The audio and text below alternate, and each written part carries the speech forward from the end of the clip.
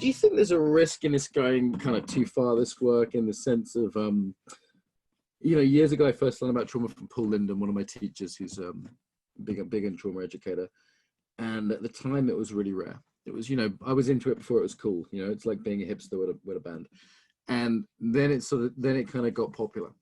And I was like, at first I was like, great, I'm so glad this is getting well known. I'm so glad.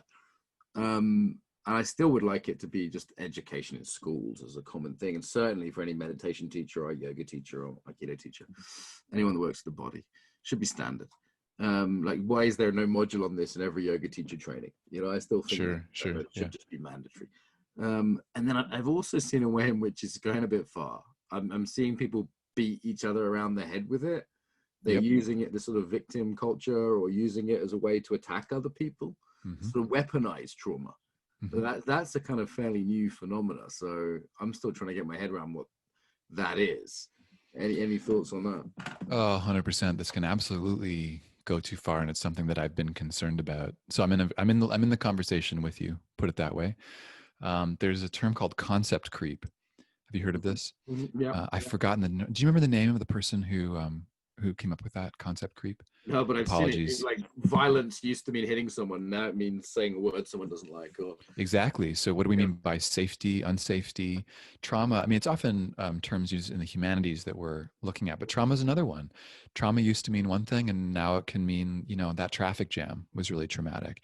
And I'm someone who I'm both interested in how political the definitions of trauma are, because they're talking about whose pain tends to be both legitimized and made visible and whose is not. So there's something really important about ways that trauma can shut people out. But at the same time, if we go too far, then we end up, everyone can be harmed, and it's actually taking away from people's agency. It's disempowering.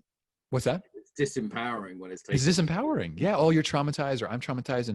And it locks down the conversation, I think. And so, for me, so we could talk about this for an hour, but I think it's often when the conversation is happening and the whole system is out of their window, then everything does feel traumatic. Like you said, the site went down for 10 minutes or an hour. That's not traumatic. But if we're out of our window and we're completely dysregulated, it can actually feel traumatic in that moment. So I think when people are saying trauma, they're actually speaking to how it feels inside. And that's important. And sometimes they just mean upset, though. They're saying, I'm upset. It's true. How we call that trauma. Because if I say, hey, David, I'm upset with you, that's a real different thing than you've traumatized me, in terms of the power I now have over you and the accusation and what that means, right? If I just say, well, I'm upset, you're like, well, you're a grown-up, Mark, deal with it. Whereas if I say, well, you know what, David, you've traumatized me. Right. That's, now we're in a whole different power. I just flipped the power relation right there. Yeah. And this gets to me, the issue, the moment we're in around meaning making.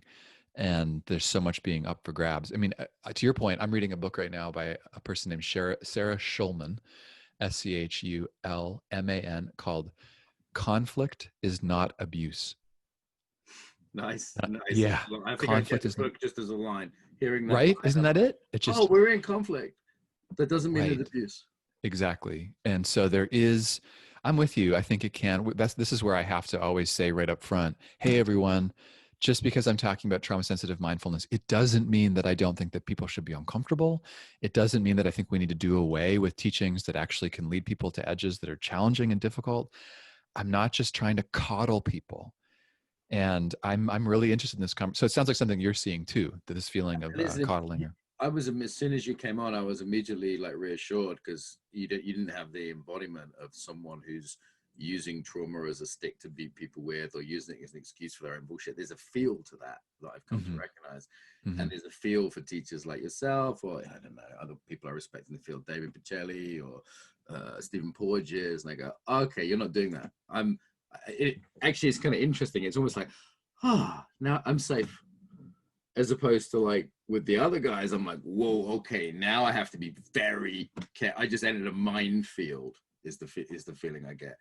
And I don't get the minefield feeling with you or Stephen Porges or David. And it's a felt sense for me of if someone's using it in a way which is to gain power and to harm, or if they're using it actually compassionately. Yeah.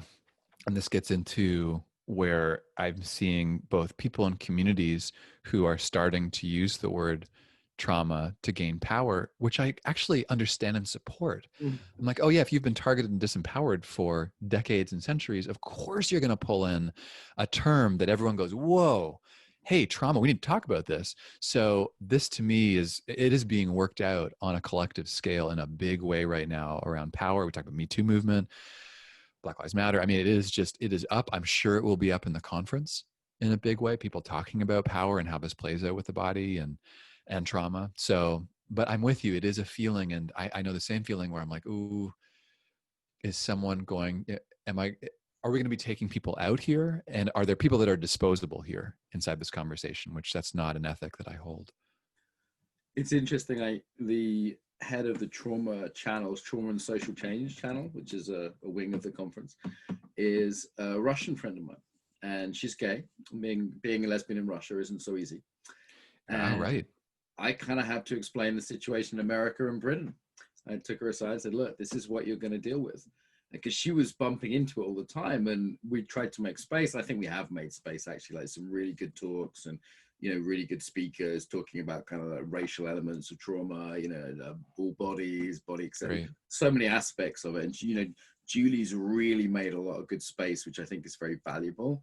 And simultaneously, she's one of the most careful, tactful, and sensitive people I know. And I still almost have like a fear for her running that department. Mm-hmm. Like, is someone going to try and take her out? Is someone going to bully her? Is she just going to have to deal with way more trouble, than the person running the martial arts channel? And I know she already has, if in terms of how much she's dealing with emotionally and attacks and levels of hypersensitivity. I don't envy her that department, if I'm honest. No, and it's a powerful position to be in because trauma is being revealed, and historical trauma and trauma connected to oppression is being revealed.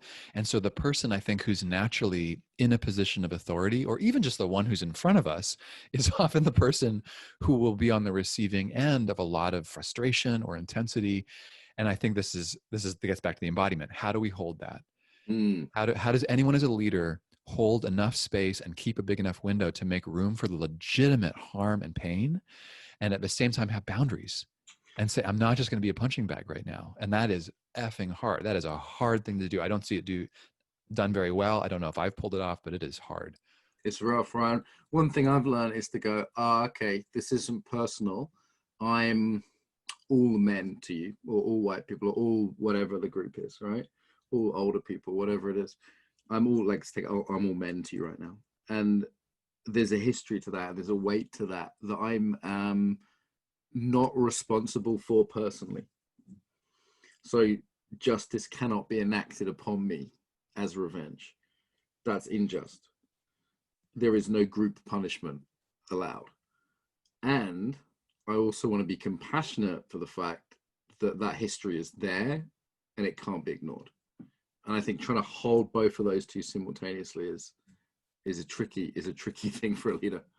This might spin us back right to the beginning around mindfulness and trauma. Actually, is when I hear you talk about that, trauma so often will pull us into the past. And trauma could be being enacted in the present moment, but anyone who knows about trauma, it's like it is often a past experience that we are re-experiencing the present moment. So this idea that time doesn't heal all wounds when it comes to trauma. Mm-hmm. So mindfulness is it's both a practice of meditation, but it's also this capacity of mind to be able to know what's happening when it's happening. So we're deeply in the present moment in a sustained way. So when you put mindfulness and trauma in the same room, we have trauma pulling us into, we could say, a past experience, and mindfulness pulling us into the present. At its best, I think, Mark, what you just named, there's room for it all. There's both a deep dignifying of the pain that's there, and also we're in real time at the same time, and we can make choices and we can be in our agency from there. So that's why I love putting mindfulness and trauma in conversation. I get into best practices, but it's a really deep conversation about how we can heal. It strikes me that what's needed is a combination that doesn't quite exist yet. It needs to have the mindfulness, the trauma informed, probably some sort of therapeutic shadow projection, talking about authority figures, this kind of thing. And then the sort of more social political look at it, which just wasn't on the radar for many of the kind of Buddhists, that just wasn't their worldview. And that combination is just being born, isn't it? So if it's done clumsily, or if we bump into things with it, you know what I mean? It's early days, right? So maybe we could look at this as a sort of hopeful being born of something new and rich and an upgrade, to use that term again. I actually think the conference is an expression of that.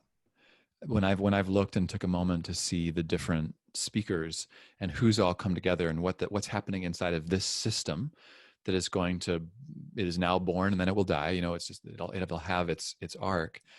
I think it is that expression of something that is being born right now that really can bring together all these different elements. And it is clunky and it's messy and it's hard. And there's some brilliant people doing amazing work around this. But yeah, I think this is a time where there's some struggle and some conflict. But I'm hoping that there is a real deep integration that can happen. For example, trauma work really now does have a component around social justice work. Now that can be, we can go really deep down that rabbit hole about what that actually means. But I think there's an analysis of a connection between personal and social change. And I think that's important for trauma work, that we're actually connecting those two things. It can go over the top, where I think if we're just identity politics can be a disaster. Yeah. So I'm hoping that becomes born, where there's a deep, Rhonda McGee, I think, is going to be at the Embodiment Conference.